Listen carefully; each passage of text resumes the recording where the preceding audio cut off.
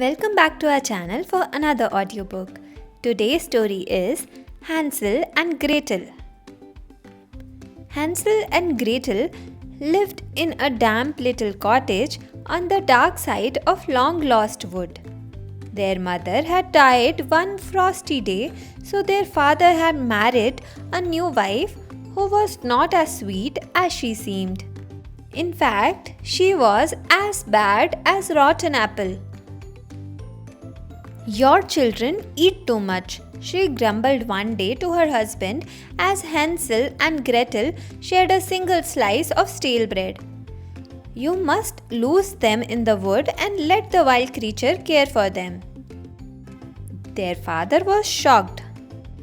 "If I do that, the wolves will eat them," he protested. "And if you don't, we will all die of hunger," snapped the nasty stepmother. "Take them away tonight." As soon as the first star shone, the children's father led them along tangled pathways to a crooked tree. "My dears," he groaned, "wait here while I search for firewood." Then away he stumbled back to his damp little cottage and his cruel wife. Quite soon, wolves began to howl and children shivered. "We have walked too far," sighed Gretel. "Our father is lost and so are we."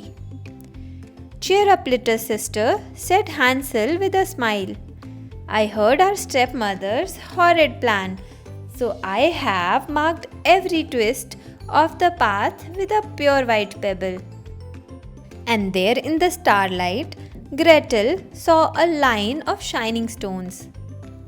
The children followed the white trail, and by sunrise they were safely home. But their stepmother's smile was as cold as winter rain. "Husband," she hissed, "see how your two pests torment me. Tonight you must lose them forever."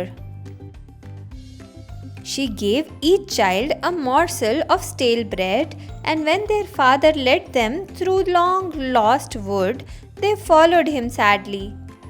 After many miles, he mopped his eyes and said, "Wait here, my dears, while I search for ripe blackberries." They knew he would never come back, but when the werewolf howled, Hansel smiled and said, "Cheer up, little sister. This time I have scattered a trail of small white breadcrumbs." Alas, there was no trail to be seen. Hungry birds have stolen every crumb. So the two children slept on a bed of brown leaves, and in their dreams they saw a white dove who circled above them, calling, "Follow me, follow me." When they woke up in the misty morning, there was the white dove fluttering away. "Let's follow her," said Hansel. "Things can't get any worse." Almost at once, the children saw a wonderful cottage made from gingerbread and sweeties.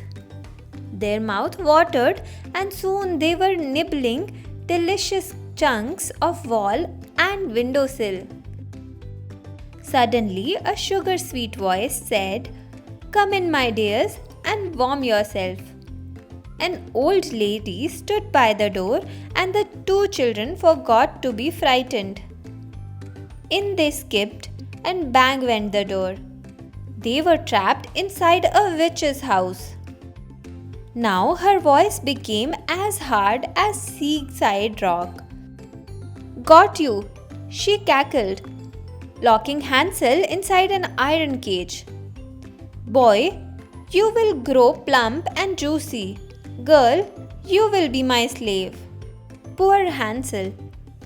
The witch fattened him up until he was as round as Gobstopper. Poor Gretel, she ate nothing but scraps from the cat saucer. At last the witch shrieked, "Girl, build up the fire. I want boy pie for my tea." "I'm very sorry," said Gretel politely. but I have never cooked a boy pie before. Do you think the oven is hot enough?" The witch stamped her foot and peered into the oven. "It's hot, hot, hot," she screamed, and no wonder Gretel had pushed her inside and slammed the door. In moments, Hansel was free. The two children grabbed the witch's treasure and raced outside to find the white dove waiting for them. Of course, she led them home by the shortest way, and when their father saw them, his smile was as warm as the summer sun. Astonishingly, Hansel and Gretel's horrible stepmother had vanished that very day, while all that remained of the wicked witch was one smoky gingerbread biscuit. You were listening to Hansel and Gretel. If you have enjoyed this audiobook, then please subscribe to our channel. Thank you for being a Wordteller listener. We will be back with another audiobook shortly.